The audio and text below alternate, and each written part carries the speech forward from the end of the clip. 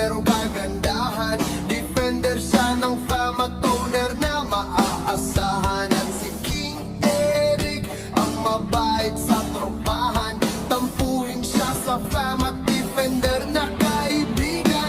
Si Princess Maldita naman ang solid samahan. Mabait siya na mamila at supportive sa tambayan. At si Trixie May ang queen of kamalditahan. Mahinin siya ng girly at merong paninindigan. Shoutout din pala kay Miss Christie, ang tahimik sa pamilya. Mabait siya ng girly at dakila na maldita. At si Scorpion ang tahimik na maganda. Hilig niya ang PM at pag-influence magkasama.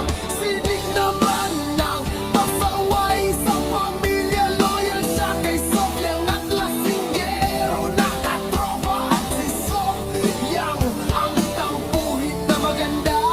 Asawa siya ni Nick at sa imo siya kilala. Kami ang solid team, for family.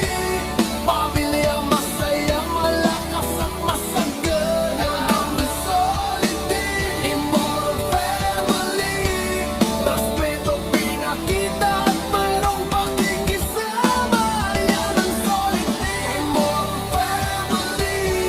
Sa imo application sumibol at nakilala. Madami mang pagsubok sa pamilya, kayang-kaya. Matibay pundasyon, solido at walang kagaya. Kilala niyo ba si Coffee Mate, ang palaaway na kaibigan? Tahimik siya